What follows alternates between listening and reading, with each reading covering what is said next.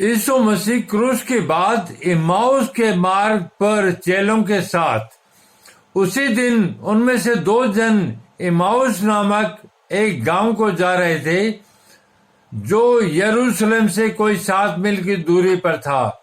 वे उन सब बातों पर जो हुई थी आपस में बातचीत करते जा रहे थे, और जब वे आपस में बातचीत और पूछताछ कर रहे थे तो यीशु आप पास आकर उनके साथ हो लिया। तो यीशु, देखो कितना बड़ा चमत्कार है कि आप पास आकर ईसा मसीह उनके साथ हो लिए, परंतु उसकी आंखें ऐसी बंद कर दी गई थी कि उसे पहचान न सके।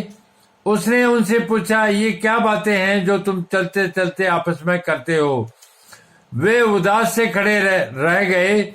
यह सुनकर उनमें से क्लियोपास नामक एक व्यक्ति ने कहा, क्या तू यरूशलेम में अकेला परदेसी है, जो नहीं जानता कि इन दिनों में उसमें क्या क्या हुआ है?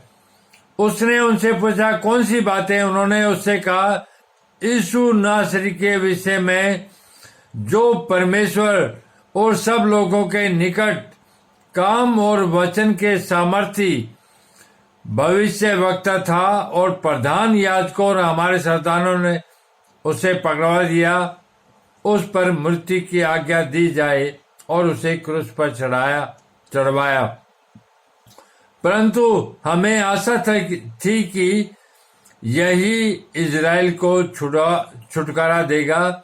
इन सब बातों के सिवा इस घटना को हुए 3रा दिन है, और हम में से कई स्त्रियों ने भी हमें आश्चर्य में डाल दिया, जो भोर को कब्र पर गई थी, और जब उसका शव न पाया तो यह कहती हुई आई कि हमने स्वर्गदूतों का दर्शन पाया, जिन्होंने कहा कि वह जीवित है। तब हमारे साथियों में से कोई एक कब्र पर गए और जैसा स्त्रियों ने कहा था वैसे ही पाया, परंतु उसको न देखा। तब उसने उनसे कहा, हे निर्बुद्धियों और भविष्य वक्ताओं की सब बातों पर विश्वास करने में मंदबुद्धियों, क्या अवश्य न था कि मसीह यह दुख उठाकर अपनी महिमा में प्रवेश करे? तब उसने मूसा से और सब भविष्य वक्ताओं से आरंभ करके सारे पवित्र शास्त्र में अपने विषय में लिखी बातों का अर्थ उन्हें समझा दिया। इतने में वे उस गांव के पास पहुंचे जहां वे जा रहे थे। उसके ढंग से ऐसा जान पड़ा कि वह आगे बढ़ना चाहता है, परंतु उन्होंने यह कहकर उसे रोका, हमारे साथ रहे, क्योंकि संध्या हो चली है और एक दिन अब बहुत ढल गया है। तब वह उनके साथ रहने के लिए भीतर गया। तब वह उनके साथ भोजन करने बैठा तो उसने रोटी लेकर धन्यवाद किया और उसे तोड़कर उनको देने लगा। तब उनकी आंखें खुल गई और उन्होंने उसे पहचान लिया, और वह उनकी आंखों से छिप गया।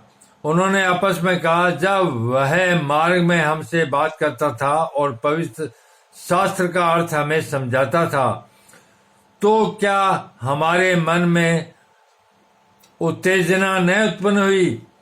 वे उसी घड़ी उठकर यरूशलेम को लौट गए और उन 11 और उनके साथियों को इकट्ठा पाया। वे कहते थे, प्रभु सचमुच जी उठा है और शमौन को दिखाई दिया है। तब उन्होंने मार्ग की बातें उन्हें बता दी, और यह भी कि उन्होंने उसे रोटी तोड़ते समय कैसे पहचाना।